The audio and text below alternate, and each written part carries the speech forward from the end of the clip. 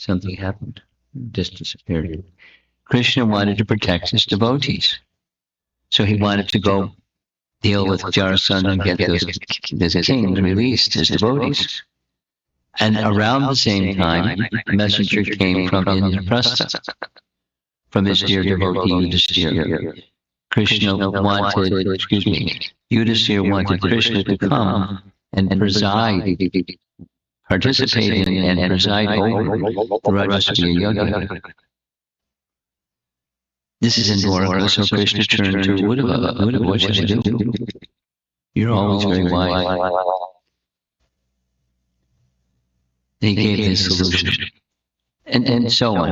Uddhava was intimate, so intimately associated with Krishna that he knew Krishna very well. And when it was time for Krishna's departure, Krishna didn't say, he knew. And so he went to Krishna in a private way in Dwarka, fell at his feet, started crying, and said, I know you're going to leave. I'm not going to tell you, please don't go, but take me with you. Don't leave me behind. And the result of that exchange between the two was a big section from the 11th canto of the Bhagavad Gita, Arjuna and Uddhava were the recipients of extended discussion and explanations of so many topics by Krishna to both of them. So this is from that section. You see it's Canto 11, Canto 11, Chapter 19. Not going to work. Little children make noise. This is fine. But not in the class, please.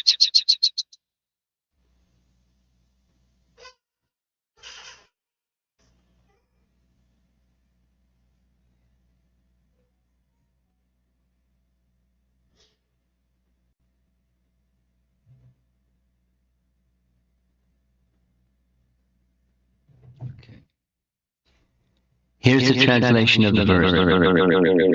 It's submission, resting upon humility. That's the message of the word behind this. Oh, Almighty Lord, please be merciful and lift this hopeless living entity who has fallen into the dark hole of material existence, where the snake of time has bitten him. In spite of such abominable conditions, this poor living entity has tremendous desire to relish the most insignificant material happiness. Please save me, my Lord, by pouring down the nectar of your instructions, which awaken one to spiritual freedom. Now, he's a perfected being, but he is speaking, as we discussed, humility at the upper stages of bhakti. It's embarrassing how humble someone is. It's astounding. But it's not cute or cosmetic or, that's what you're supposed to say, so he's saying what you're supposed to say. These are genuine feelings of an elevated Vaishnava. Now, the topic is impetus for surrender, so humility is a starting place. Here's another. This is a verse by Prahlad as an impetus for surrender, knowing there's no shelter here. And here's a very nice verse from Canto 7, Chapter 9. Oh, Great One, O Supreme Lord, because of combination with pleasing and displeasing circumstances, and because of separation from them, one is placed in a most regrettable position within heaven or hellish planets, as if burning in a fire of lamentation. Although there are many remedies by which to get out of miserable life, any such remedies in the material world are more miserable than the miseries themselves. And this is an authoritative statement plus our experience. Therefore, I think that the only remedy is to engage in your service. Kindly instruct me in such service. Now, Prahlad is and only is engaged in service to Lord Nrsingadev, the personality of Godhead. And because of that attitude, the aptitude and attitude of Prahlad, he's always under the Lord's protection. He doesn't have to come and kill Hiranyakashipu and break open pillars or something. He's always protected by him. Always, always, always.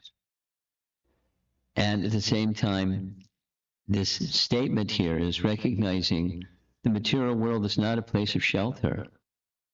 I want to be with you. So the means to come to you is the way of devotional service. Please instruct me in the way of devotional service. He's always engaged in devotional service. But he's seeking that shelter in instructions of the personality of Godhead. We spent some time yesterday discussing the teachings of Kapila to Devahuti. This is another verse. This is from the Devotional Service, chapter 25. That's mentioned, of course, in Srimad Bhagavatam and referred to again in Chaitanya Charitamrita. Satam prasangam mamavirya samvidho bhavantirid karna rasayana katha tajoshanat ashapavarga vartmani radharatir bhaktir adukramishati. Celebrated verse. When you become a little familiar with the Bhagavatam, this is one of those verses that you'll hear again and again and again and again, and because it has so this even the sound of the Sanskrit, if you don't know the meaning, the sound of the Sanskrit is nice. And what to speak of the meaning of the words. So in colored letters, the satam refers to those who are absorbed in sat. That means the transcendentalists, specifically as the devotees, and sangam, in the association of devotees, satam prasangam, mama virya, his heroic activities, one will hear them. In the association of pure devotees, discussion of the pastimes and activities of the personality of Godhead is very pleasing and satisfying to the ear and the heart. By cultivating such knowledge, one gradually becomes advanced on the path of liberation, and thereafter he is freed, and his attraction becomes fixed. That was pretty quick. But it's describing stages, and stages may happen a little more slowly than just one sentence. And then real devotion and devotional service begin. And what does that mean? Because that means everything that was done before wasn't real devotional service. And devotional service hadn't begun yet. The meaning, our acharyas make it very clear. Just like Rupa Goswami has given us the definition of devotion, of bhakti, is pure or unmixed, free from karma and jnana. And as we discussed yesterday, most of us are not completely free from the contamination or the mixture of karma and jnana. So, real devotional service means devotional service that's unmixed. Shuddha bhakti, for one who is situated in Shuddha sattva. And mam shayo vyabhicharena bhakti yogena yasevate sagunan samatiyaitan brahmaboyaya kalpate. One who is completely immersed, avyabhichari bhakti, completely immersed in unalloyed devotional service. That's standard.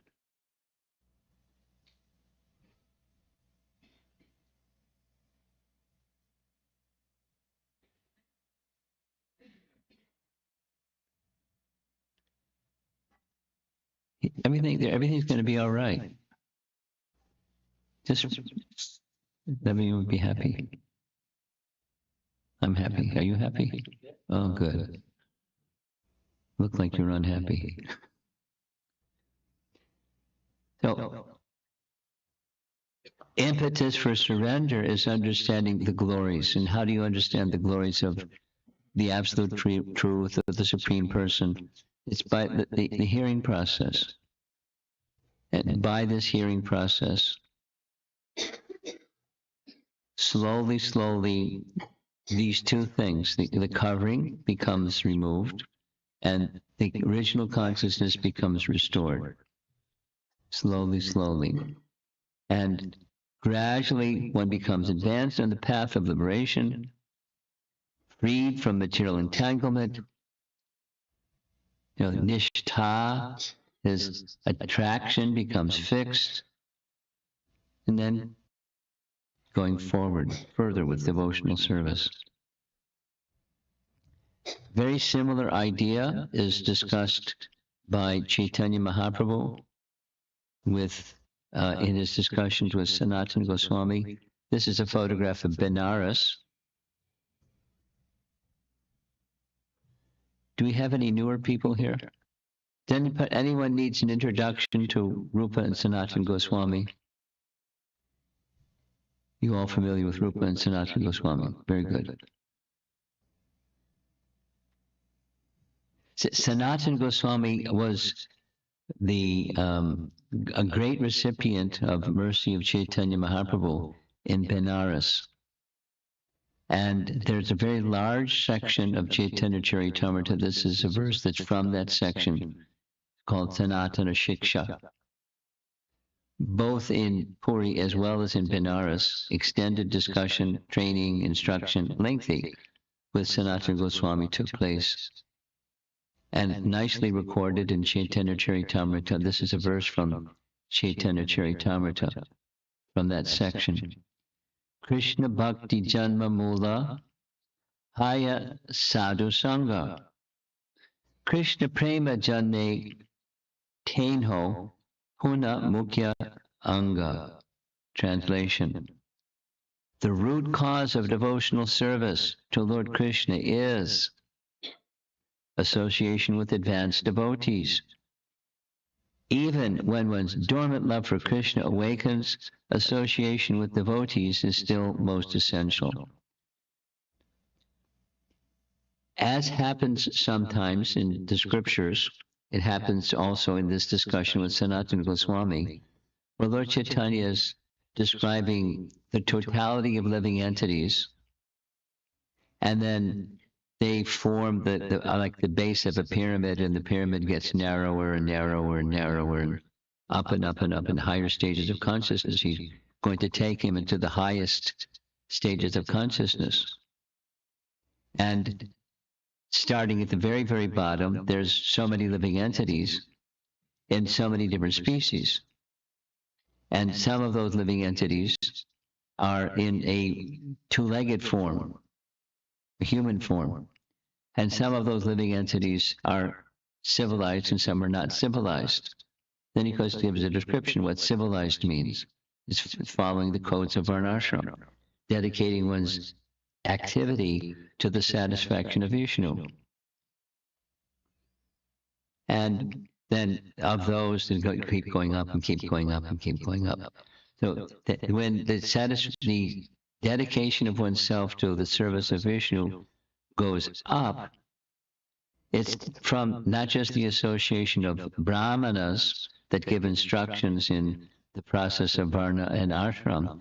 It gives teachings or instructions about how to directly serve Krishna. In other words, it's one thing to offer the fruits of your work to the Supreme, and it's another thing to work for the Supreme. Because when you work for the Supreme, automatically the fruits belong to the Supreme. And everything, I belong to the Supreme, everything belongs to the Supreme. Isa Vashamidam Sarvam, everything belongs to Isha. And I'm entitled to perform my prescribed duty, but I'm not entitled to the results. I not just offer the results, because that's liberating from the bondage of material existence, but the real constitution of the soul comes from bhakti. So he spends some time, Lord Chaitanya, how bhakti begins. It's sadhusanga. And many verses, and then further stages of bhakti, and the very elevated stages of bhakti. The point here is, as bhakti begins also in the most elevated stages of bhakti, when Krishna prema, it's right there in the verse, Krishna prema janme, when Krishna prema awakens in the heart, sadhusanga is still essential. It's not optional. It's nice. Sadhusanga is nice. Sadhusanga is nice. But it's mandatory. It's imperative. And so the impetus for surrender is the association of devotees who are surrendered. It works like that.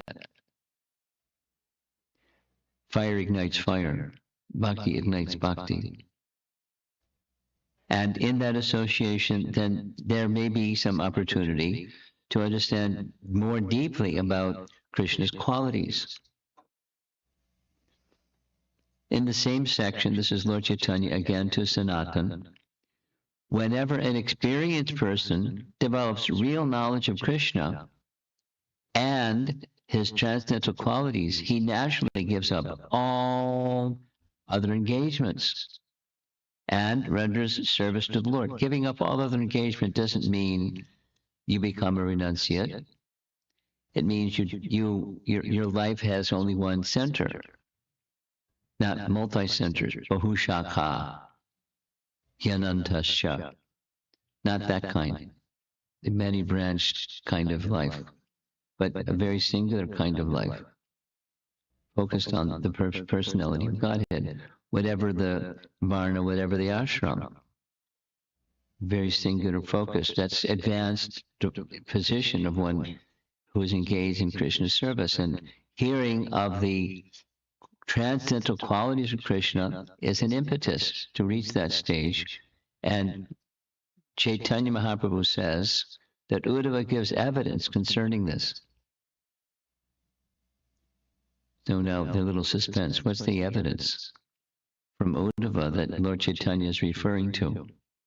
We spent a little bit of time on this yesterday, so I decided to use some images. This is Vidura.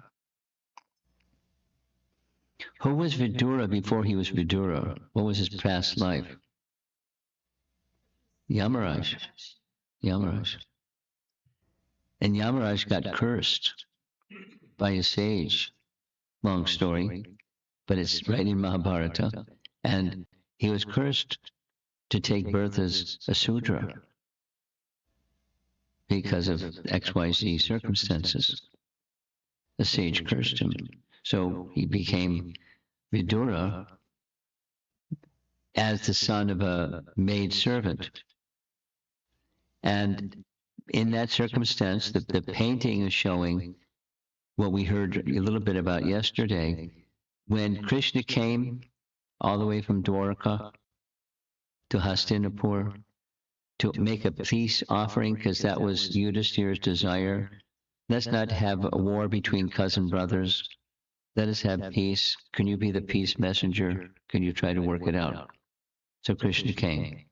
I mean, Krishna wanted a war. Krishna, well, he didn't exactly want a war. He wanted to eliminate from the earth demoniac kings, because he was asked by the demigods to do that, and Mother Earth.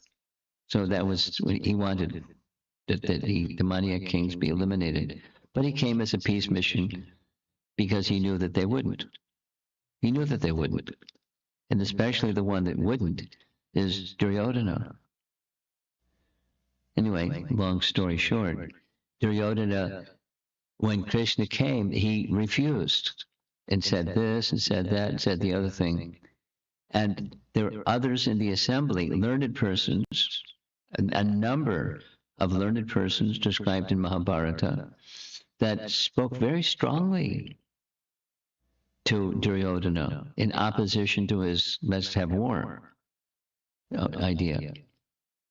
And, fortunately and unfortunately, that one of the persons present was also Vidura, and Vidura spoke.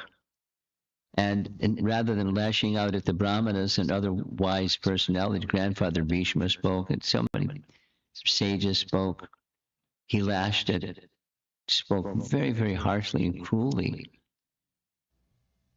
to Vidura. And so Vidura, as the painting shows, he took his bow and arrow, left him by the door, and just left. We discussed this yesterday. There's some circumstances where there's no service anymore. So he left. And where did he go when he left? He went on pilgrimage. And there's a nice description in Mahabharata where he went. He went in the southerly direction all the way around and around and around, and eventually he came to Vrindavan.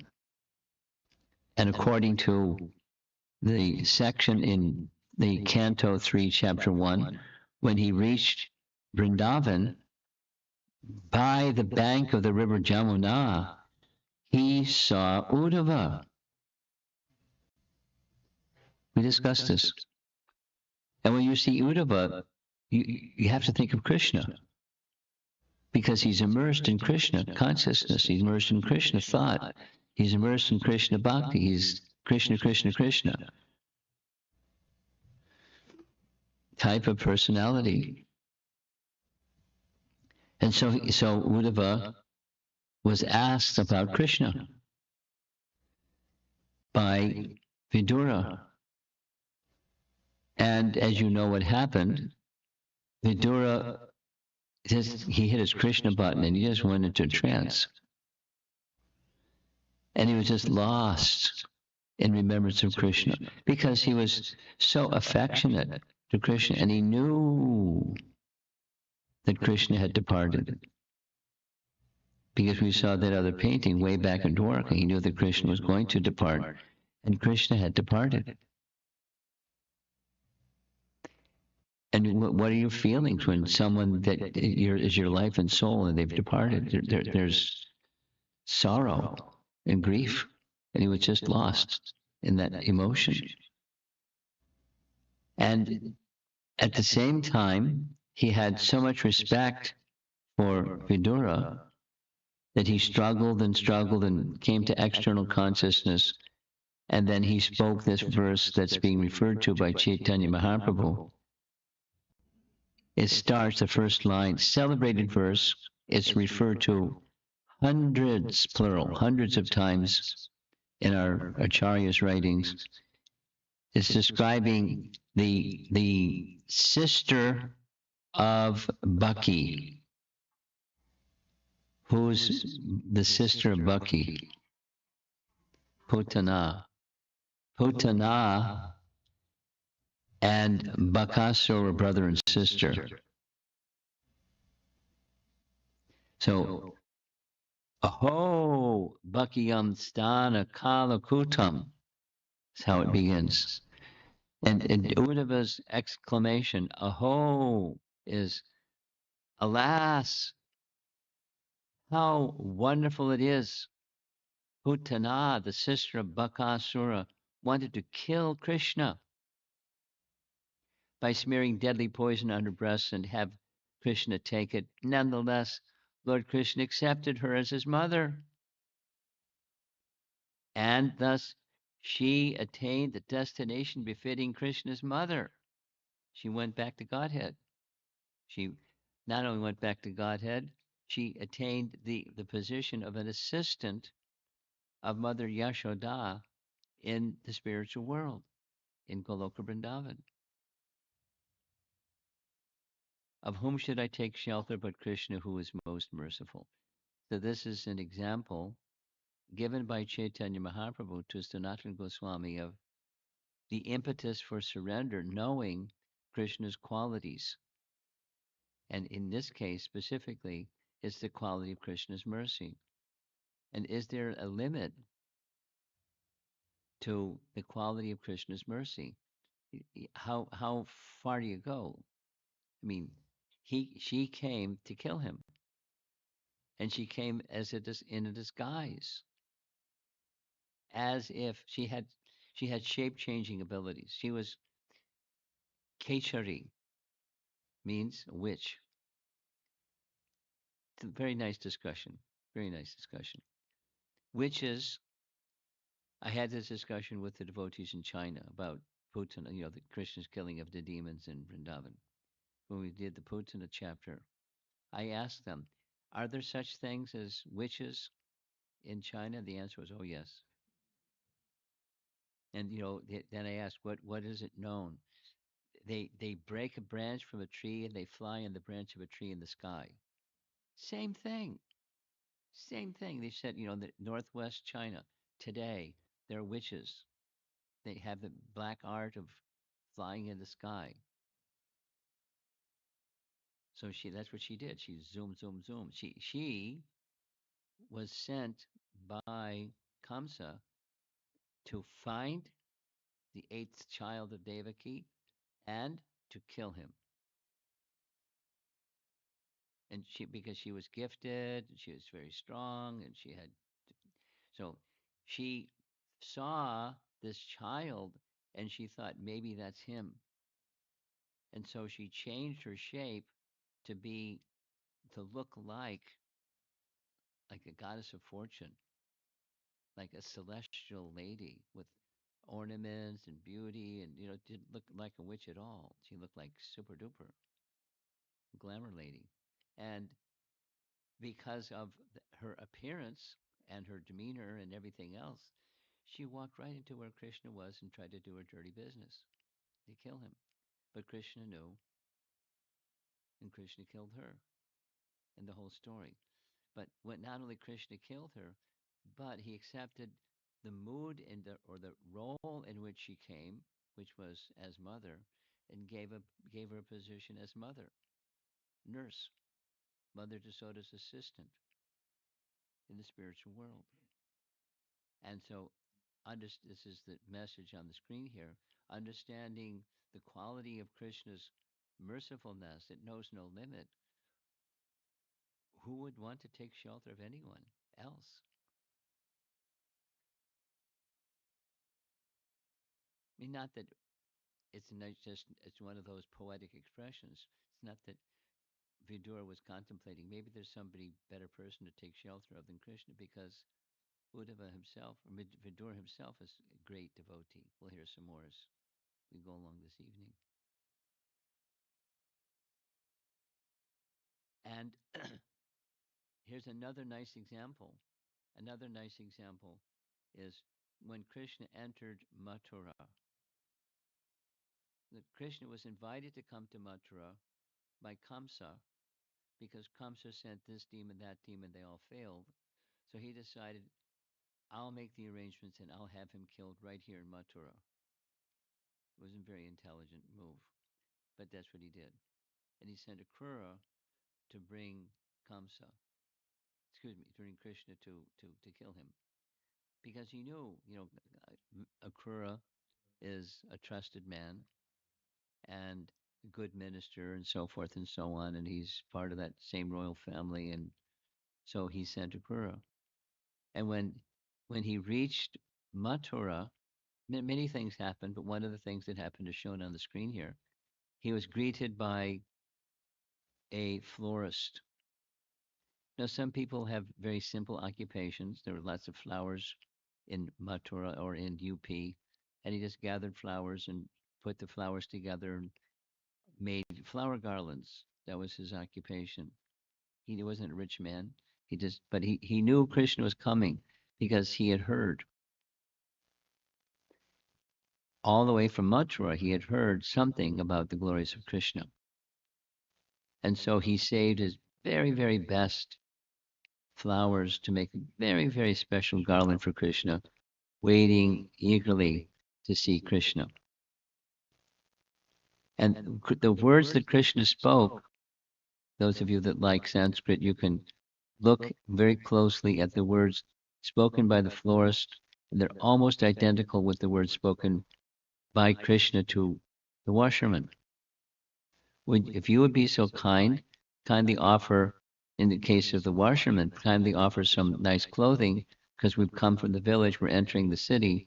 We need to be, cowherd boy should be attired appropriate for city life. Please be kind, generously give some something to these cowherd boys, and the washerman used his mouth to say nasty things. So he lost that part of his body with Krishna's little fingers. Krishna spoke almost the same thing to the florist. If you would be so kind, I'd like to have the cowherd boys with nice garlands. So he was, he didn't ask for a certain price. He just wanted to give the cowherd boys whatever Krishna wanted. And he had a very special garland for Krishna. And then how did that happen? Just because he had heard. The city people don't necessarily hear things about the country people, but they heard about Krishna all the way in Mathura, and was very attracted, understanding Krishna's qualities, and others similarly as he's approaching into the city, they're making offerings, Brahmana offering arti practically to the feet of Krishna and Balaram as they're entering Mathura.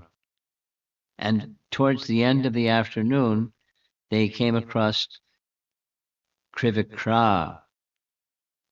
Trivikra means her body was bent in 3 places.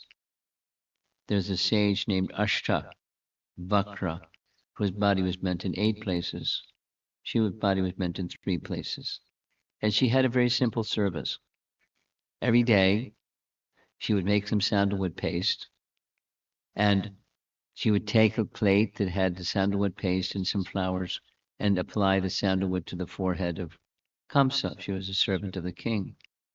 However, on this particular day, when she saw Krishna, she knew just by seeing him, this is meant for him.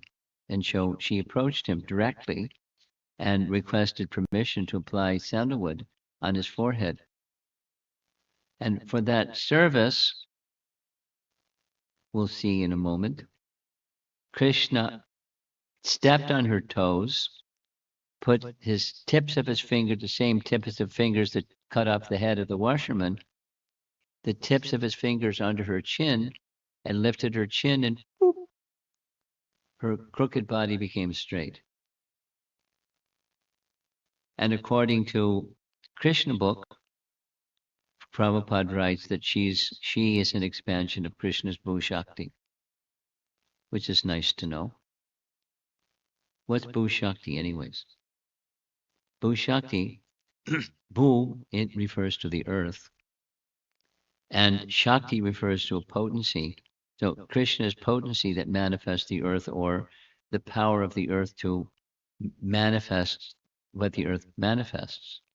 From the seeds grow and manifest different things from within the earth. So she, Kubja or Trivikra, was an expansion of Krishna's Bhu-Shakti. Here's another BBT painting showing, this is the European BBT. Once upon a time, they didn't like the earlier versions of the artwork that was in the English version, BBT Krishna book. So they made their own, their art department. And this is from their artwork. So again, Krishna's touching her toes with his, and lifting her chin with his fingertips, and straightening her. And made this commitment to her, sometime later, I'll come back and we'll see you again. And he did. He kept his word. And at night, they came in the evening. They lived very simply. They were underneath a tent, and they had their evening meal and ready for the next day. The next day was the big day. It was the day that Kamsa had planned to kill Krishna, but it didn't work. So they had multiple plans. One of the plans was to have the bow of Vishnu. It's a long story. It's described that the bow of Vishnu was given to Kamsa by Parshuram. Parshuram was challenging kings, if you can string this bow. Kamsa was very powerful. He strung the bow. Very good. You can keep the bow. It's yours. The bow of Vishnu is yours. But I want you to know, if someone else can string that bow, that person will kill you. So he invited Krishna to come for a bow festival, and Krishna had only strung the bow, he broke the bow. Uh-oh, that was a very clear sign. This person's going to kill me. But he already knew that person is going to kill him from the voice from the sky. But before that, after that happened, the breaking of the bow, there's the entrance into the gate of the city. There's the Kuvalyapita, this gigantic 10 times the size of a normal elephant, made wild by intoxication. And the elephant trainers poking the elephant, so he was roaring, making loud noise, and pointing Krishna and having him charge at Krishna. But Krishna was fearless. He just grabbed a hold of the trunk of Kuvalyapita and yanked really hard. And he came tumbling to the ground. And Krishna went in between his two big legs. So Krishna didn't get trampled, but the elephant got crashed. And then Krishna got on the back of the elephant and broke off one of the tusks of the elephant and started smashing him in the head with the broken tusk of the elephant. Down below, that's Balaram with his plow, ready to let him have it in case Krishna needed help. And then Krishna broke off the other tusk. So the elephant's lying tuskless on the ground, and with the tusk, they thrashed the elephant till the elephant was dead, and at the end of Kuvalyapita. Now there's the two boys, Krishna and Balaram, with their elephant tusks.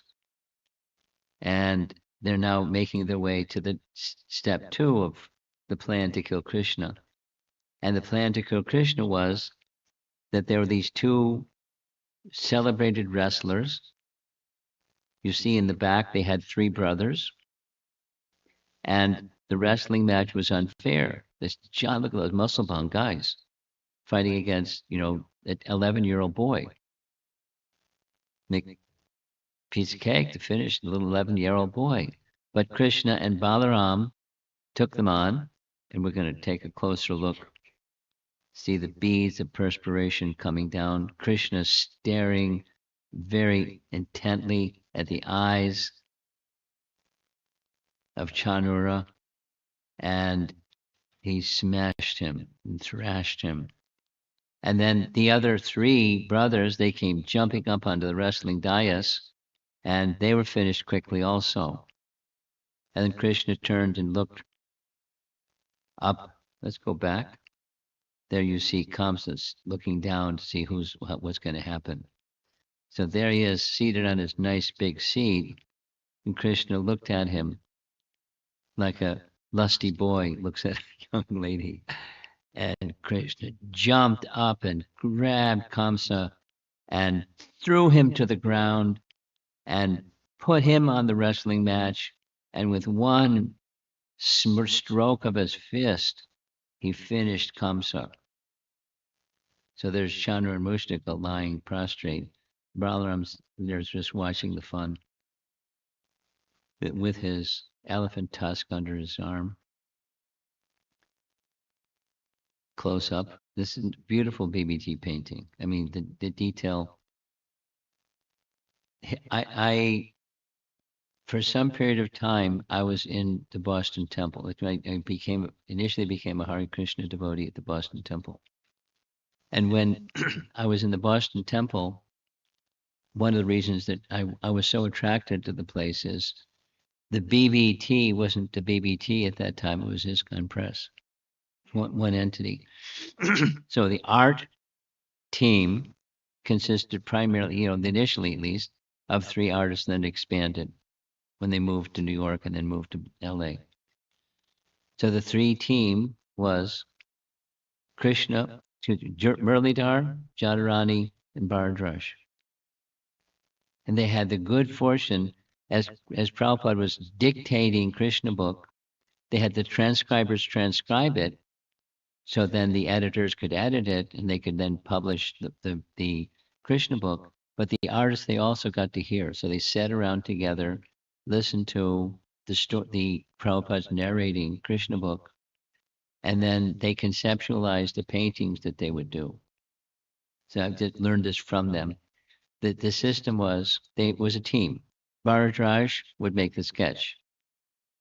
Jadharani would fill in the sketch, and Muralidhar would do all the detail. So that's what I wanted to show you here. The perspiration, the expression on Kamsa's face, and the detail in detail. Krishna smiling, one fist, his fist raised. Sako, he let him have it, and he was finished. Kamsa, who had done so many bad things to so many people, no match at all for Krishna. But Krishna was concerned the people in the assembly you saw in the back, is he really dead, or he's just like unconscious, or what's the situation? So Krishna grabbed him by the hair and dragged him around the wrestling arena to tell everyone, he's dead. Kamsa is dead. And though they're showering flowers and celebrating, demigods are showering, everyone's happy. Kamsa's dead. And the very next thing that Krishna did is he went to the prison house where Vasudeva and Devaki were, and he released them from prison. And they're thinking, well, my son is released us from prison, but he hasn't even gone to school yet. So, they're Kshatriyas. And so one of the first things they did was they had him receive Gayatri or Upanayana from Sandipani Muni. So there are places in the Bhagavatam and in Mahabharata where Krishna indicates who his spiritual master is Gargamuni. Of course, later he needs education. After receiving Gayatri, then he had some eligibility to study the Vedas. So there was different discussions about how the teacher was selected. The teacher was selected, according to the version I like, is Krishna chose who his teacher would be. And he wanted somebody that wasn't a Vaishnava, because it would be a little awkward for a Vaishnava to teach the Supreme Lord. So he picked a Shaivite that was some distance away so people wouldn't know too much about him. But he was actually in his heart a devotee. And who was that? Sandipani Muni. Sandipani Muni. And so he went to the school of Sandipani Muni, and Krishna learned everything. All the 64 limbs of Vedic study he learned from Sandipani Muni in 64 days, and he graduated. You ready to graduate from school in 64 days? Me either. But Krishna was. And they sat at his feet, just like students do. And one of the subject matters that he was to learn was Dhanurved. And Dhanurved, because he was from a Kshatriya family, he had to learn how to protect innocent citizens. And so he learned archery and all other military skills one day from Sandipani Muni. And when they were done with their studies after 64 days, both Krishna and Balaram went to their guru, Sandipani Muni, and said, we'd like to return back to Mathura, but before we go, may we offer some dakshin? Because it's standard, it's classic, it's just tradition. You learn something from a teacher, you offer some dakshin to the teacher. And by this time he understood these are not ordinary boys. They're not ordinary. So he made a very unusual, remarkable request. My son died when he was very young. Can you bring him back to me somehow? And Krishna said, sure. So that this nice BBT painting, Krishna went to the shore in Prabhas, which was very near to the place where Sandipani's school was. They went to the shore of the sea, and Krishna called the Samudra to come from the sea and return the son of Sandipani Muni, because the son had gone there and didn't come back. And Samudra said, I would be glad to do that, except I don't have the son. I know that Panchajanya, who is a demon who lives in the sea and moves about in the sea as a conch shell or in a conch shell, he killed your son, or he killed Sandipanu's son. So find Panchajanya in the sea. So Krishna had abilities not just to walk on the land. They entered into the sea. Whoops, this way. And one version in Mahabharata, it speaks of Panchajanya having a palace in the sea, in addition to moving about in the shape of a conch shell. And so Krishna found the palace. He confronted Panchajanya. They had a big battle. Guess who won? And there was no child, there's nothing inside the conch shell. And so Krishna received an indication, like he didn't know, but go to the abode of Yamaraj, because Panchajanya, if he killed him, then he went to the abode of Yamaraj. So he went all the way to Samyamani, the capital of Yamaraj, and blew his Panchajanya conch shell. Because, well, the Panchajanya conch shell was big. Krishna was carrying him like a bugle horn. He blew on the conch. The painting here shows, here comes Yamaraj to respond. And he was very happy to hear what Krishna wanted. Here's another artificial intelligence kind of drawing. That's the palace of Yamaraj in the background. He's riding on a bull, and he returned the son of Sandipani Muni. It turns out the son of Sandipani Muni had remained a small child. Doesn't give an explanation, so don't ask me. But he had the form of a small child, and the small child was returned to Sandipani Muni and his mother, or his wife, the mother of the child. And Krishna said, anything else we can do for you, for his dakshin? And his reply was, just having you as disciples, as students, that's more than I could hope for. You may return. And so they did. The two, after 64 days of school and a little detour getting Sandipani Muni's son back, they returned back to Mathura. Now, meanwhile, so Sandipani Muni became transformed from a Shaivite to a full worshiper of Krishna. He understood fully well who Krishna was by now, by his association. Much later, this is, in chapter 48, I think, of Canto 10, 43 or 48. Let's see which chapter it is. 45. Okay. And towards the end of Canto 10, Devaki had heard that Krishna brought the Sandipani Muni's son back. She asked her son, can you bring my 6 sons back?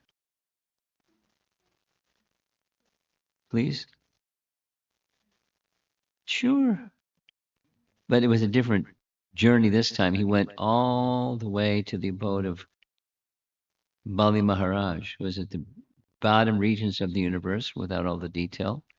And he went before Bali Maharaj, who was really happy to see him, and offered prayers and nice things. And he returned the 6 sons. And again, as you see in this painting, they're still little. They had the same size or age-looking features, and they were very happy to be with their mother, and the mother was very happy to be with her 6 departed sons. And there's Vasudeva looking over her shoulder, and there's Krishna and Balaram.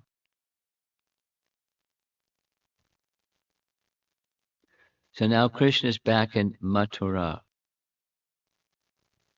And when he returns to Mathura, because he's compassionate and he has this merciful nature, he's thinking about the residents of Vrindavan. Not like he stopped thinking about them, because he has love for them and they have love for him. But he did a little detour. He went to school and did some other things. And when he got back to Mathura, one of the things that he did was he paid a visit to Akrura, because Akrura is his dear devotee.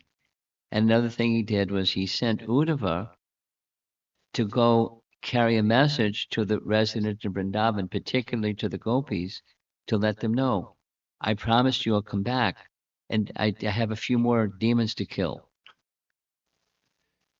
So I'll come back shortly, as soon as all the demons are destroyed. So Uddhava came from Mathura, his dear friend, as his messenger, with the idea of delivering to, first he made a stop with Nanda and Jasoda, paying respect to the elders, first thing.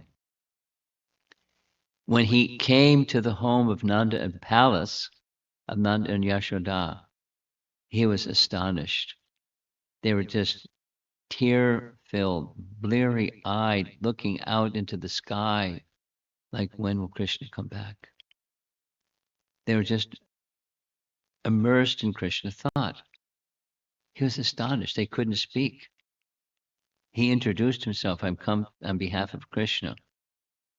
Then when they heard Krishna's name, then they came to external sense, and he delivered Krishna's message to them. And next was to meet the gopis. And when he met the gopis, he was overwhelmed at the intensity of their love. So he was reading a letter sent by Krishna. And as he was reading the letter about Krishna, as you see in the painting, the gopis were going mad with feelings of separation, some rolling on the ground, some imitating his activities, some lifting Govardhan Hill, some doing this, some doing that. They're mad ladies. And that's what he understood. Here's this nice painting. There in the background, the gopis are listening to the letter that Uddhava is reading, and this celebrated passage where Radharani's not paying attention to Uddhava, she's paying attention to the bumblebee. She's saying bad things about the bumblebee. You just fly from flower to flower, enjoying yourself. You're just like Krishna, who's in the city with all these beautiful ladies, and we know Krishna. And so she was in this man or sulky mood when Uddhava came.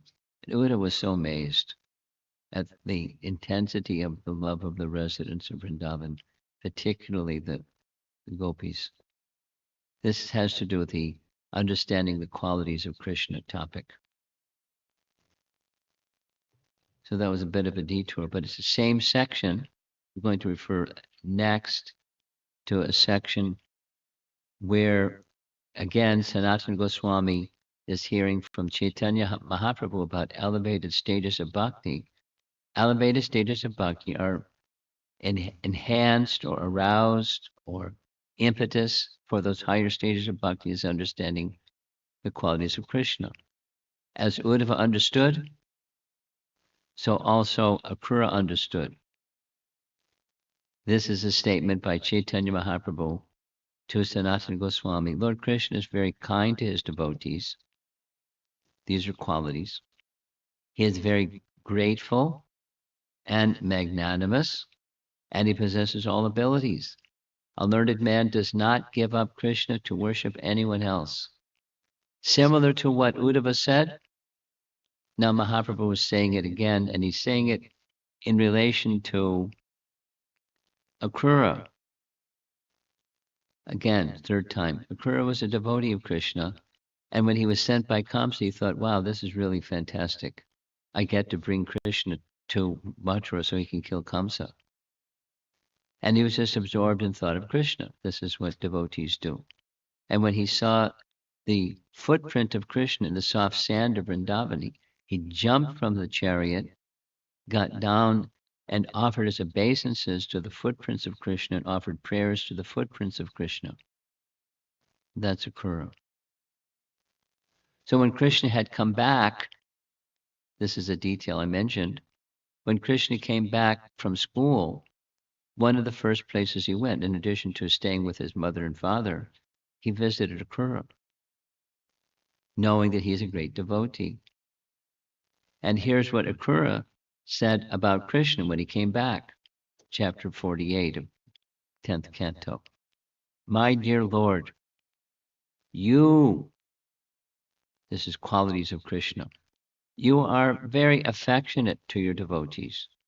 You are also a truthful and grateful friend.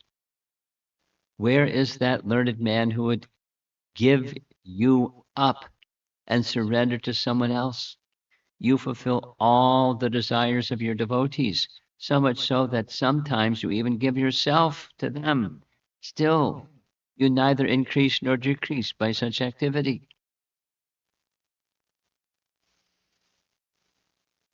There's no better friend. There's no such person like Krishna. So for Akrura, Krishna is his only shelter, and he's never going to depart from Krishna being his shelter. In turn, when Krishna heard him speak these words, he praised Akrura as a saint and purifier of the sinful. This is in Mathura, because Akrura was living in Mathura. Now we're moving along. Now Krishna is in Mathura, and remember, he made a promise to Kubja that he would come see her. So he went to see her and fulfill his promise because she was very devoted. She was, according to this teaching, she hadn't done lots of sadhana bhakti and nice things, and all she did was she offered sandalwood and placed sandalwood on the forehead of Krishna. But the devotion with which, in a spontaneous way with which she did it, was very much appreciated by Krishna, and he reciprocated with her and facilitated her desires and spent time with her and satisfied her desires. So he's living in Mathura for some number of years. And in course of time living in Mathura, he came to know about Rukmini. The reason it is said that Krishna left Mathura to go to Dwarka was Rukmini. There were other reasons, and they're the secondary, and they're just Leela reasons. But the deeper reason was Rukmini. So Rukmini, she also heard about Krishna.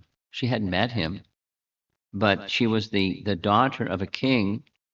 Bhishmaka was their father's name.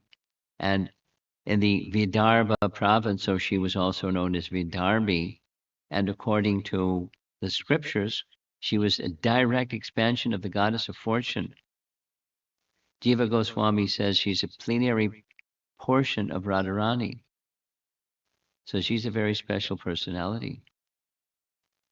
And all she did was just heard. The impetus for surrender is just to hear about. So we may not want to have Krishna as our husband, but dedicate ourselves to Krishna in one form or another just by hearing about him, because that's what we're doing. That's our life. Hearing of the beauty, prowess, transcendental character, and opulence of Mukunda from visitors to the palace who sang his praises, Rukmini decided that he would be the perfect husband for her. Now she's a princess, and she's smart, and she's bold. Put those things together, she wrote a letter. Dear Krishna, marry me. So a messenger brought the letter to Krishna, and Krishna's enjoying, because they're eternal associates. So, but it's a pastime, and he sends back the messenger. Meanwhile, Rukmini is in anxiety. Where's that messenger? What's Krishna going to say? Anticipation of, will he say yes or no? And the messenger came back with the message that said yes. And so the plan was on a particular occasion, Rukmini went out of the palace. Krishna came zooming in on his royal chariot and placed her on the back of the royal chariot. And there was a big battle between Krishna and the people that were pursuing to get him to stop. But they couldn't stop him. So it's a celebrated event. Krishna's first queen marrying Rukmini, many nice artistic paintings depicting. And there's battle and battle and battle, and Krishna's one hand on the chariot wheel, or chariot, the reins of the horses, and off they go. And there you see the pursuing horses in the back, but Krishna's not worried. He's the personality of Godhead. They can chase me, that's okay. And in course of time, Rukmini and Krishna became married. He established a nice palace for her, and so many other wives came following her. We're nearing an end. The impetus for surrender to Krishna is found in addition to Srimad Bhagavatam in Bhagavad Gita. One of those is to understand Krishna's position. Anybody can think of verses in Bhagavad Gita that impetus for surrender to Krishna by knowing Krishna's position? Yeah. Aham sarvasya prabhavo matak sarvam pravartati. That's a very, very good one. Bahunam jamanamante gyanavan mam prapadyate vasudev sarvamiti samahatma sadurlabha. And then so 10:7 Bhagavad Gita. Etam vibhutam yogam cha. And 10:8 and 15:19 mam yo mam evam. One person, you say the verse. You know the verse? Say, go ahead, say it loud.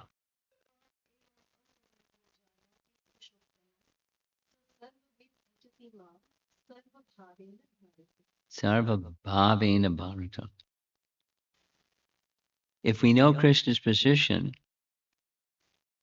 then it makes it easy. If we don't know Krishna's position, then you're not so clear what to do. But if you have a clear, so Bhagavad Gita establishes in principle, and Bhagavatam describes in detail, not just principle, the example of many examples of Krishna's supremacy and divinity and superior position. And understanding these things, maybe a little light will go on that says, that's where I want to surrender. I mean, a number of these cases, just by hearing, they hadn't met Krishna, hadn't seen Krishna, but they just heard about same as us. And just by hearing with some confidence, this is a place of surrender, a place of shelter, and therefore impetus for surrender. So our Bhagavad Gita and Srimad Bhagavatam both are fantastic sources that provide us examples and principles of taking shelter of Krishna. And after all, that's the conclusion of the whole Bhagavad Gita. Mame kam sharanam.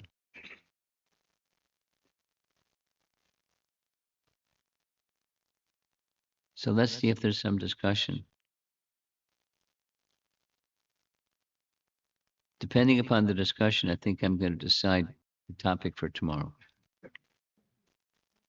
I have an idea, and I've already expressed in writing what the idea is, but let's see how things go this evening.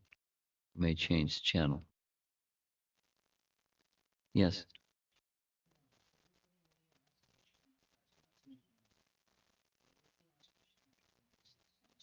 Yeah.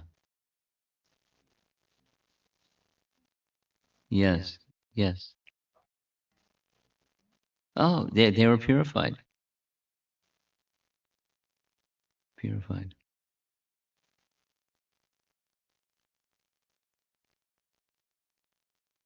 Yes. Hare Krishna. About the witch? Yeah, okay.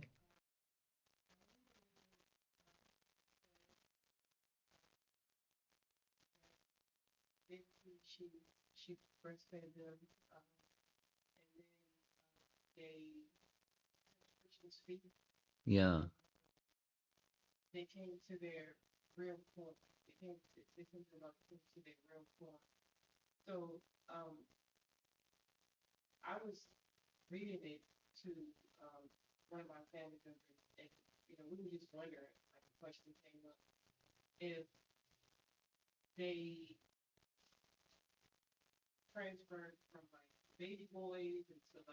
Mm.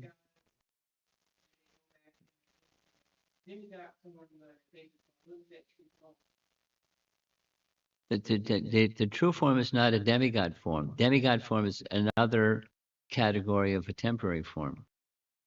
Demigods are also temporary. A demigod form is a temporary form. So they didn't to assume their original form is not a demigod, but the original form is a spiritual form. Spiritual form. Now, what's a spiritual form?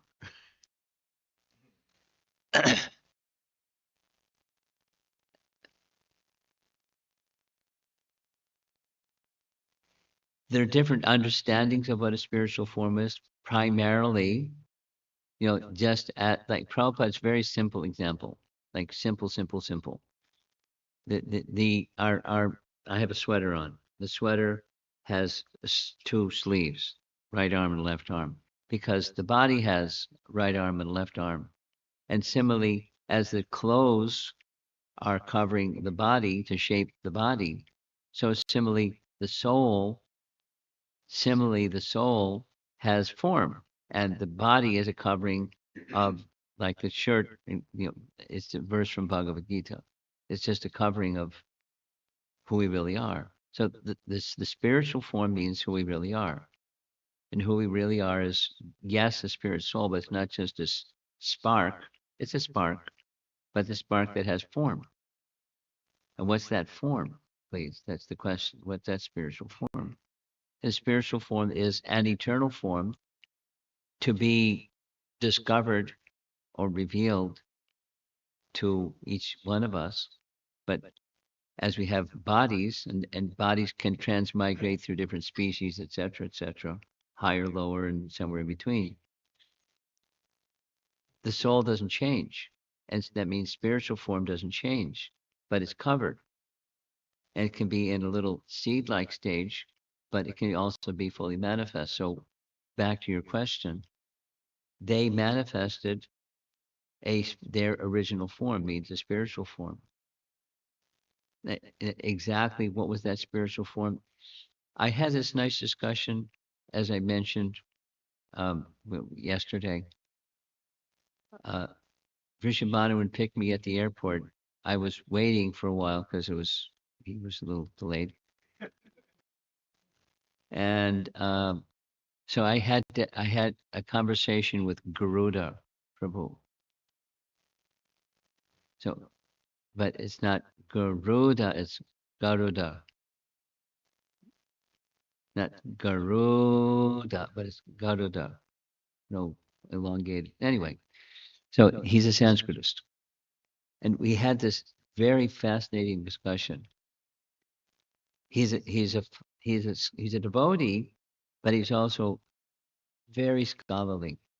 So the topic that we were discussing on the waiting for the car to come, then in the car, in the spiritual world, is, are Radha and Krishna married? Because in the earthly realm, they're not married, and therefore what's the deal in the spiritual world? Are they married or what's going on? To answer my question, I'm gonna yours is gonna be the third in line. But so to answer the question of is Radha and Krishna married? He said, "What's blue? Krishna's color is blue. What does that mean?" Then I said, I heard Prabhupada say, when you mix all the colors of the spectrum together, what does it come out? A darkish color, like blue black, like mud. That's what happens. He said that's very interesting. Then he said, but when you do that with colors of the spectrum, it's not exactly what Krishna's color is, because Krishna is blueness, and this is a reflection of blueness that's in this realm. When you mix all the colors and come up with something, that mixture is not really what Krishna's color is, because his is a transcendental from which everything comes, blueness. So then there's that, he's a philosopher. So what is blueness different than what blue is? Krishna is the essence from which everything comes. So now this other question, it went on for like 10 minutes about blueness. And then Radha and Krishna is the source of everything. It's Aham Sarvasya Prabhavo. You're familiar with the verse from Bhagavad Gita? Yeah. Okay, it's a verse in Bhagavad Gita. Krishna says, I'm the source of everything. Everything comes from me. Forwards, backwards. I'm the source of everything. Everything comes from me. Exclamation point. Or Prabhupada's way of saying, there's two things. There's Krishna and there's Krishnas. And there's not a third thing. So everything that exists comes from Krishna. And everything rests in Krishna, but is not Krishna, it's Krishna's. So Radha, he wrote 2 books on this topic. So it's like, he's a nice guy. He's fun, lots of humor too. He says that Jiva Goswami and Rupa Goswami write both married and not married simultaneously. Because we have an idea of what married means. We have an idea of what not married means. And that's the material idea. Just like the material idea of blue is not blueness. It's not Krishna. It's our idea with our limited senses and limited conceptions and limitedness. But Krishna is not limited. His blueness is not like we think. Married and not married is not like we think. It's either a 1 or a 0. The switch is on or the switch is off. And that's it. He's either married or not married to Radharani. Which is it? But the answer from our acharyas, both. That's a such contradiction, please. Can you unravel that one? It's a mystery. How you can be both inside everything and outside of everything? Krishna can, and so forth. There's a mystery surrounding Krishna, and now we'll go to your question. What is the original form? You ask your family members asking you, what does that mean? It's not the original form like we think of form. So, okay, it's not that. What does it mean? There's a spiritual form, and they manifest by contact with Krishna. By contact, they touched Krishna's feet. They respected Krishna. You're in the way, young man. They became squeaky clean, purified, no longer with any touch of material anything, and that's the form that they achieved. It's not like not this; it's the spiritual form, the original form. Now, the description doesn't say exactly what that is. It just says the original form. And so to understand what that is, it's like understanding what blueness is, not just that Krishna is blue. then artists do their best jobs would make Krishna blue. Or Radha and Krishna in this world, they have a pastime where they're not married. And then they have a relationship that's outside of marriage. And that's a no-no for moralists. It's like that's bad stuff. So they don't like Krishna. He's immoral. But they don't understand ABC about the transcendental nature. Now, in the spiritual world, this is upper Goloka, the spiritual realm, besides his earthly pastimes. He's both. He and Radha. There there's a oneness and a difference simultaneously, which is quite inconceivable. So that's a long-winded answer to your question. But if you really want to, if they really want to know, or you really want to know, then it takes looking at that question or the statement with a different lens, a transcendental lens.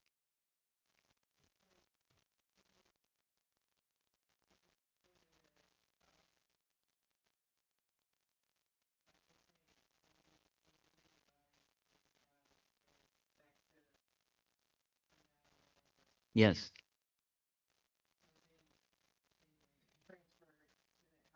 Yeah. Yes. Yes. But and exactly what that is, we'll have to wait to find out. And it goes in this category of a mystery.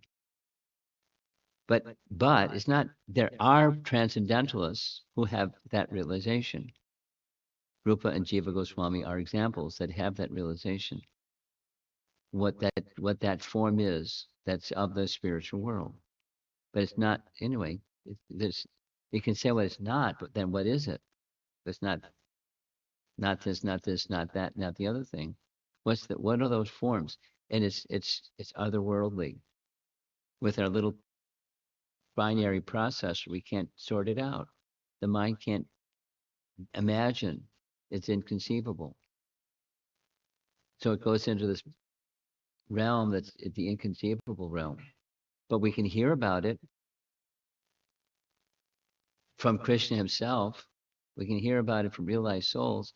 We can get consciousness elevated enough that we can maybe get a glimmer of that upper Goloka reality realm, and then become intensely absorbed and eager to like be there with Krishna, whatever that is. Not just I want out of here because this place is too messy. I want to be in that spiritual realm where things aren't limited. That's freedom. Long answer to a nice question. But compliments of Garuda. Garuda. Garuda. Yes.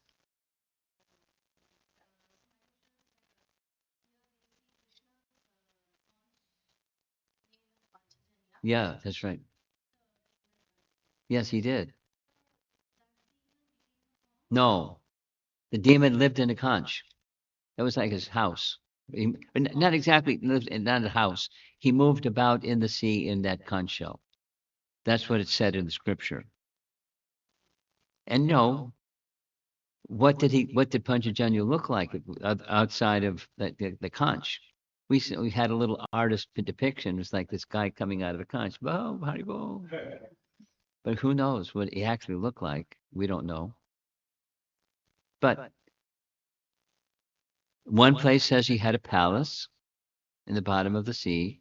Another place said he moved about in a conch. And he had killed Sanipani Muni's son. So Krishna, KO'd him, knocked him out. There was nothing inside his conch.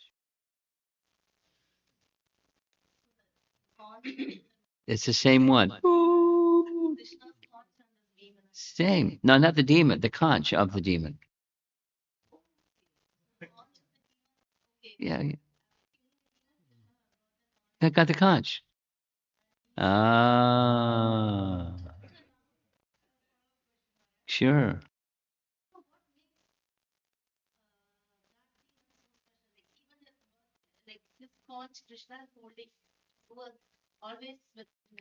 That's right. Well, he has a flute too, but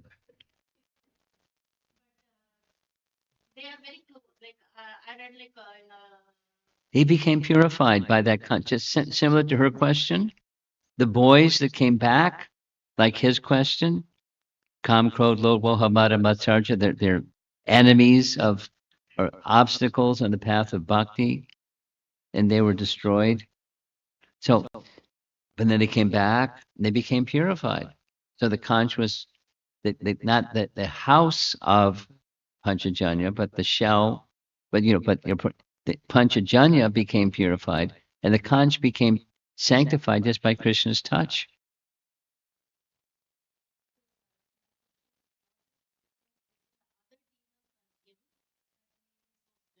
No, it just mercy. That's all. That's another long topic. Nice topic. I'm tempted to say it, but it's a long topic. It's a long topic. What's the cause of bhakti, Radharani? What's the cause of Radharani giving bhakti to someone, and now when someone doesn't get bhakti, she has the freedom to give her mercy wherever she wants to give it. Well, okay, she has the freedom, but causeless mercy. The phrase with Krishna's mercy, like there's the conch shell mercy, svecha, svecha, svecha, swa, icha, his desire. And what's the reason behind his desire? He doesn't have to have a desire. He's compassionate. Okay, he's compassionate. Then everyone should be a devotee because he's compassionate. Then it goes on and on. So there's if you want it, if you do you like philosophy? Yeah. Okay. There's a very nice section. I invite you to read it, or you can listen to it. It's narrated in Madhurya Kandambani. One of the first topics in Madhurya Kandambani is how does bhakti begin? And this topic that you just asked about is in that section. What's Krishna's mercy? What's Bhakti Devi's mercy? Bhakti Devi is an expansion of Radharani. Bhakti Devi is an expansion of Radharani. And where does Bhakti Devi go? Where she goes, wherever she wants to go. She doesn't need a cause.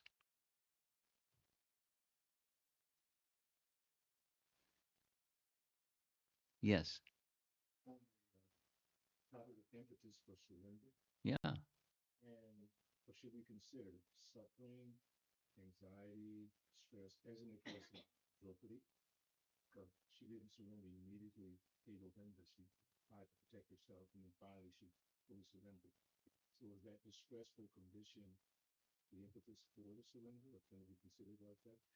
Well, not her yes and no.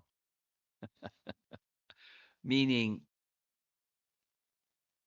Draupadi is a tough lady. When Jayadratha approached her, she punched him, knocked him over. She was a tough lady. She's not a pushover. So when Dushasana came to do his dirty business, and there was every et cetera, et cetera, et cetera, et cetera, she did what many of us would. She did just right away. She was, using her might to protect herself because others weren't protecting her. She had to protect herself. They were in violation of Dharma, and she was maintaining her own personal Dharma. So when she realized that's not going to work, so different persons will respond differently in stressful situations. She responded because she's a pure devotee. The circumstance was arranged by Krishna for her to make that full surrender to him, and she did. Not everyone's going to do that. Some people just cry or scream or run away or something. She just take foot shelter of Krishna. And other situations for her. Magic pot. The pot was all that, and Krishna came, and so putting the devotee like Draupadi in distress is arranged by Krishna as an impetus for surrender to Krishna. There's no place, no other place of shelter but this one place of shelter. I may try. There's only one place of shelter.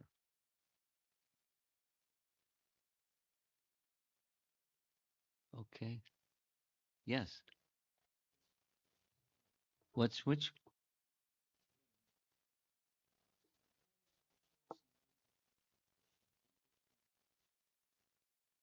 He does what?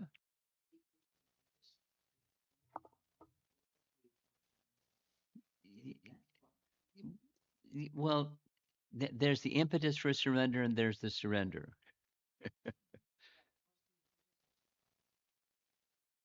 Well, some persons they're already there anyway. But okay, for most of us, the impetus comes. But what the impetus, we started off by saying sadhu sangha, or towards the beginning. When there's sadhu sangha, that's the impetus, because I see and I hear and I experience reality through through the lens or through the medium, the via media of the sadhu, and I like it resonates, and so I move in that direction.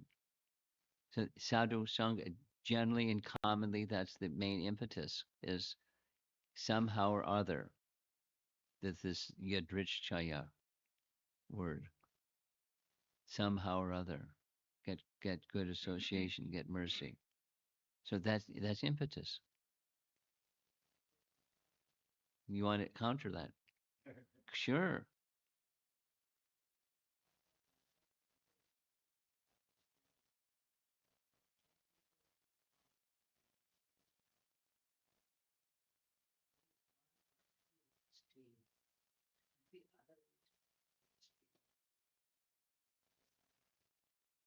Well, I had this discussion just this morning with the Chinese devotees because I had a Zoom class with. So that question came up, and one of the answers, there were a couple of answers. One of the answers is Prabhupada said, "Don't be surprised when somebody goes away. Be surprised when somebody stays." Because, and here's the why. Because the four types of pious people, there's I want, or I want. And I have my I want list. I have my wish list. I have my self interest list. And supposing it gets fulfilled, see you later, Krishna. It wasn't really surrender. It was I want, and and then supposing it doesn't get satisfied, see you later, Krishna. But somebody that for someone to come to, it's rare. This hierarchy that Chaitanya Mahaprabhu described to Sanatana Goswami. Sadhusanga is imperative. To go a little bit, sadhusanga. To go a little bit more, sadhusanga. To go at the highest stages, it's sadhusanga. So you stay in close association with good, wholesome, genuine sadhu personalities. That's the ticket. That's the channel to keep going. But because other people have other wants or other desires, and those other desires fructify, they be lingering and so forth and so on, and then they go away, and it's okay.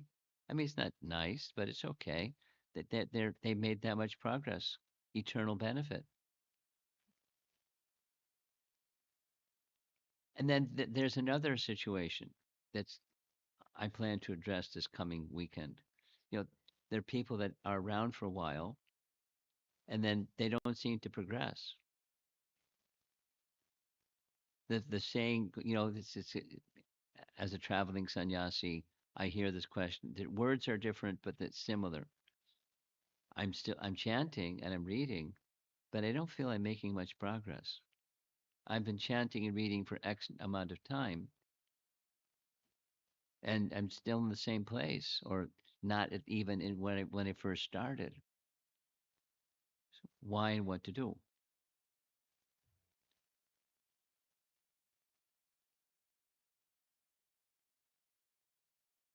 Okay. Anybody else in our nice assembly here? You had something, yes. What was that something? Thank you so much for the nice presentations, Maharaj. Every time you come, it is very pleasing to the eyes because we don't get to see such nice paintings. It So thank takes a you so while much. to assemble all of them, I tell you. I was just curious, I mean,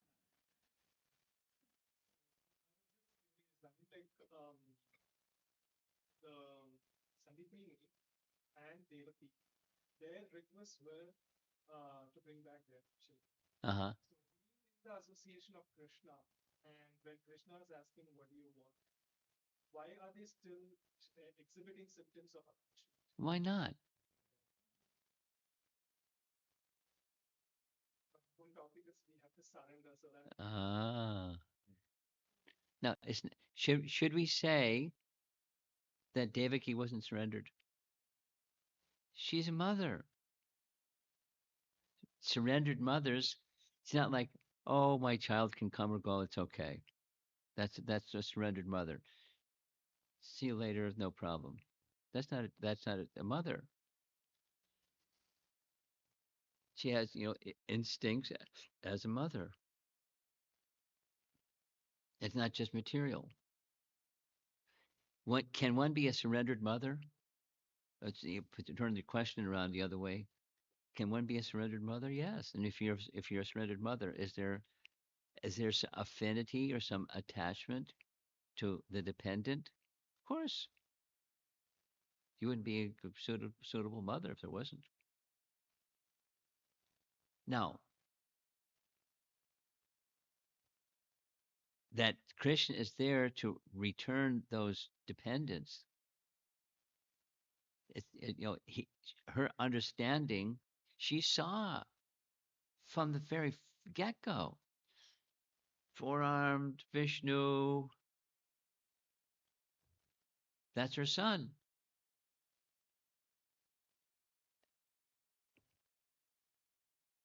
So now back to your question.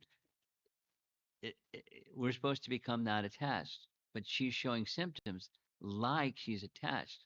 But is there a transcendental kind of attachment? Is there such a thing? You don't know. You say no or you don't know? Oh, okay. Because that can mean different things. because all I know is for soul to reach Vaikuntha, then the only attachment should be to Krishna. Yeah, okay. So your question is different from but similar to her question. You see the connection between your question and his question. It's like let's get it's not just get a powerful enough telescope, a Hubble telescope, or they have a new one, whatever the name is, and you can see the spiritual world. You can't see the spiritual world, but we can hear and we can understand because Krishna chose to be the son of Vasudeva and Devaki. He appeared in the mind of Vasudeva, which was Vasudeva, completely pure, and transcendently transferred into the mind of Devaki in the womb of Devaki, and it's like immaculate conception. She's pure. So now there's the answer to your question.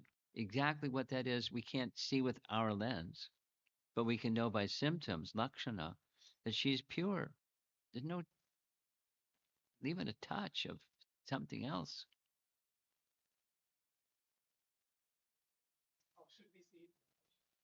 Like asking, Transcendental. like asking for the child, like how should we see it? I mean, Oh, I yeah, shy yeah, away. transcendental. You see it. You can't do that because you're not Devaki. How should I see that connection? I understand. I understand what your question is. I'm over answering your question. We can't do that. But when she does that, the clear question is, how should we see when she does that?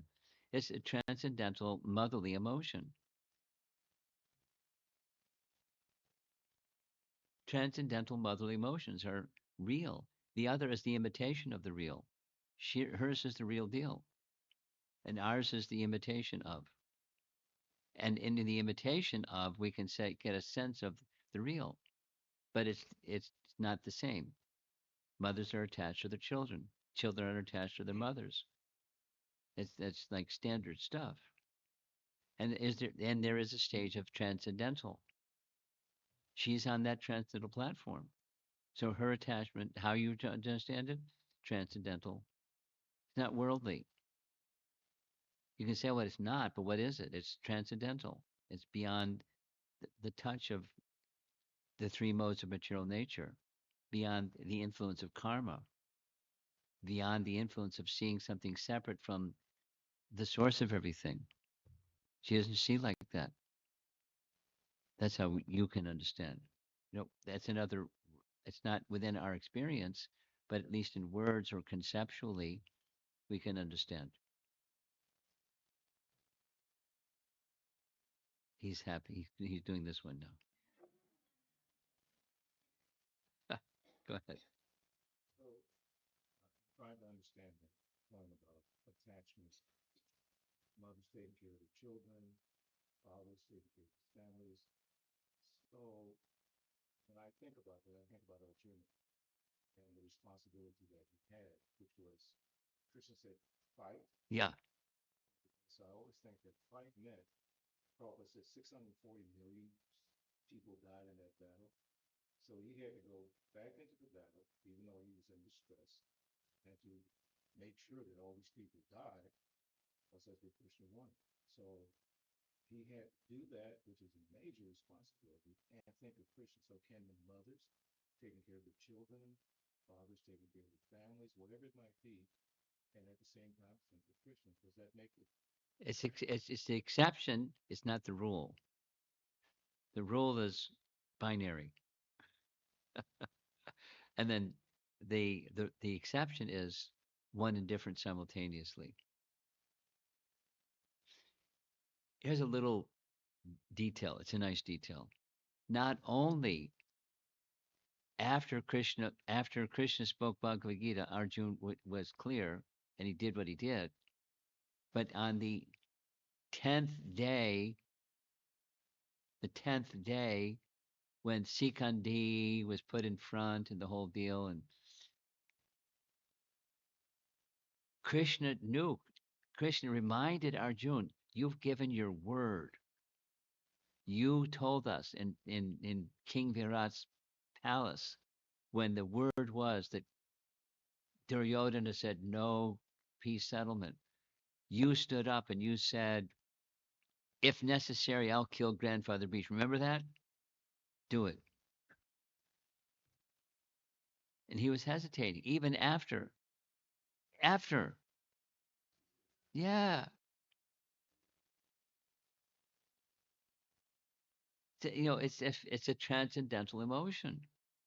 It's not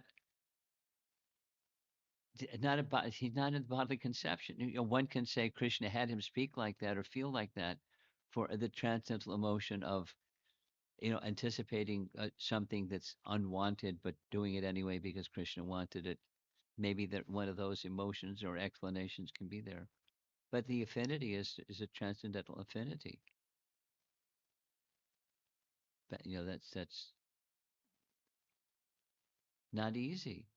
So the process of bhakti in principle is simple, and to get to that higher stage where there's not even a touch of something material takes a while to get there. It takes purity, impetus for surrender to get there. Did you get your topic put tomorrow?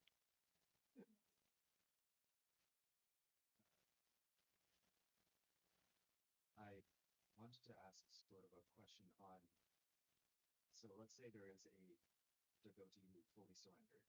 They're in this situation where, like, we look at Arjuna, his authority was Krishna. Yep. There's no higher authority. No, well, that yeah. I mean, they looked up to Yudhisthira like that. But in this case, if Krishna tells Arjuna to do something, That's it. Arjuna knows That's it. That's it. that's it, that's final. But obviously, in our lives, we don't have Krishna as like we have authorities. Ah, So what to do? let's do things that don't go with what should we follow Krishna, their authority, as since Krishna put us in a situation that has makes them follow that makes us follow them, or should we try and fight against it if it's against what a devotee should do? What's the question? I understand your question. Fortunately, we have scripture. And so Guru Sadhu Shastra can answer your question or any question. And one of those situations came when Parshuram, who was the Danur Veda guru of Bhishma Dev, said, "Marry Amba. If if you don't marry Amba, you're gonna fight me." And and then Bhishma, knowing because he's one of the Mahajans, he said there are three, according to scripture, there are three reasons where one can disobey the order of the spiritual master. You're my guru. There are three reasons that I can disobey, and I'm still within the realm of Dharma. And he gave the three reasons. And you're requesting me to violate a vow that I've taken is adharma, so I'm not obliged to follow it. So let's fight. And a nice place to go is Kurukshetra. Let's go take a little trip to Kurukshetra and have a battle. So they did. But so the answer to your question is if there's alignment with Guru Sadhu Shastra, then you do, whether it's comfortable or uncomfortable, your sensibility or not. You do because it's Guru Sadhu Shastra confirms it's in alignment with, so you do. And you may understand, may not understand, that's okay. No, that's unalloyed devotion. And then not everybody's in the position of unalloyed devotion. So they kind of pick and choose. I'll do this, and let me think about that one, and the other one is no. That's not full surrender. It's advantageous, but it can also be offensive. Okay. Person, this hypothetical person, is a father, and they have a duty to their child. Okay. Let's say if they fight, they'll be punished in a way that would negatively impact the child. Is that still then? It depends. So these are they require intelligence to parse between options and consequences of options. Now, supposing one is not very intelligent, most of us aren't. What do you do? You understand my answer to your question? It's details require fine intelligence, and intelligence comes from super soul, from Bhagavad Gita. So our relationship with super soul is going to depend on how wise we are going to be in making the choices between this, that, or the other thing, or just pause and hold off and wait till a better answer comes, some clarity. Sometimes that's a good choice. Just pause out, but not just like check out, but seeking with prayer and other means of purification to get a clear signal from Krishna. This is the path that you should move in. Does that answer your question? No, we're dependent, not independent. So therefore, the person under whom I take shelter, or persons plural, under whom I take shelter, the selection should be very wise. And so Guru Sadhu Shastra gives us the the the the reasons for choosing those person or persons that I take shelter of. And once I take shelter, then it's not, maybe, let me think about it. It's the line is a direct line. It's a little bit, it's just a mundane example, but it's a little bit like a GPS. If you have a good GPS and you know your destination, you're good because it'll tell you. The GPS without the destination put in it tells you where you are on the road. But if you want to go to where you want to go, you have to put the destination in. And supposing bridge is out, it'll tell you bridge is out. We're going to a university program. There was this almost at the place, but there was this repair on the street, this big blockade. You couldn't go on the street. So we went around and then GPS adjusted and took us to the destination. Although they didn't know there was some construction on the street. So you have a good GPS. You know what the destination is. You have Guru Sadhu Shastra going for you, and then the signal says turn left at the stoplight.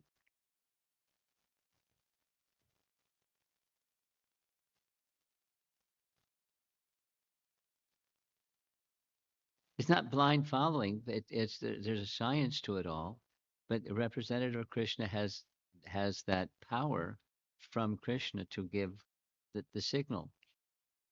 Turn left or turn right or pause.